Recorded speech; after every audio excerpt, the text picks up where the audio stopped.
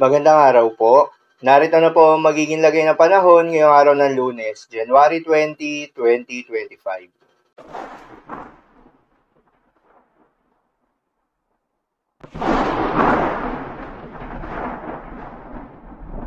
Sa kasalukuyan at ayon sa pag-asa, Northeast monsoon o hanging amihan ang patuloy na nakakaapekto sa malaking bahagi ng Luzon, particular na sa may northern at central Luzon. Dahil dito ay asahan pa rin yung malamig na panahon, maulap na kalangitan na may kasamang mga pag-ulan. Habang easterlies naman o yung mainit na hangin galing sa may karagatang Pasipiko ang nakakaapekto pa rin sa buong bahagi ng Visayas at Mindanao, particular na sa may eastern section ng Mindanao. Dahil dito ay asahan naman yung maulap na kalangitan na may kalat-kalat na mga pagulan at thunderstorms.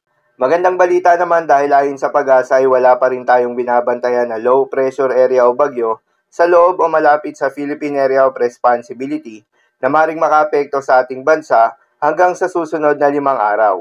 Base na rin yan sa pinaka-latest Tropical Cyclone Threat Potential Forecast na inilabas ng pag-asa. Dahil nga sa epekto nitong Northeast Monsoon, asahan ngayong araw sa Cagayan Valley, Aurora at Quezon ang maulap na kalangitan na may kasamang mga pagulan.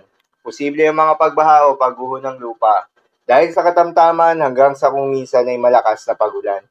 Habang sa Surigao del Norte, Surigao del Sur, Dinagat Islands at Davao Oriental ay asahan naman yung maulap na kalangitan na may kalat-kalat na mga pagulan at thunderstorms. Dulot naman yan ng easterlies.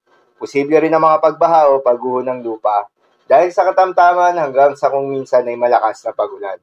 Habang sa Metro Manila at nalalabing bahagi pa ng Luzon, ay asahan naman yung bahagyang maulap hanggang sa maulap na kalangitan na may kalat-kalat na mga mahihinang pagulan. Dulot pa rin yan ng Northeast Monsoon. At sa nalalabing bahagi pa nga ng ating bansa ay asahan naman yung bahagyang maulap hanggang sa maulap na kalangitan na may kalat-kalat na mga pagulan o thunderstorms. Dulot naman yan ng easterlies.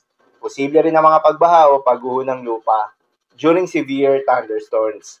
Madalas, nabobo ang mga thunderstorms na ito tuwing hapon o gabi na nagtatagal ng 1 hanggang 2 oras.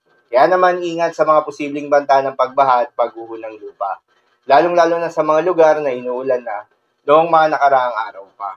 At para naman sa magiging lagay ng mga dagat baybayin, ayon sa pag-asa ay walang nakataas na gale warning sa anumang seaboards ng ating bansa. Ngunit iba yung pag-iingat pa rin sa mga papalaot ng mga kababayan nating mangingisda at yung may mga maliliit na sasakyan pandagat lalo na sa may northern at eastern seaboards ng Luzon. Dahil inaasahan pa rin yung katamtaman hanggang sa maalo na karagatan, lalo na kung meron tayong offshore thunderstorms activity, asahan yung paglakas ng hangin at kaakibat nito, yung pagtaas rin ng mga pag-alon. Banayad hanggang sa katamtaman ng mga pag-alon naman ang asahan sa nalalabing seaboards ng ating bansa. So yun lamang po para sa lagay ng panahon ngayong araw ng Lunes. Keep safe everyone.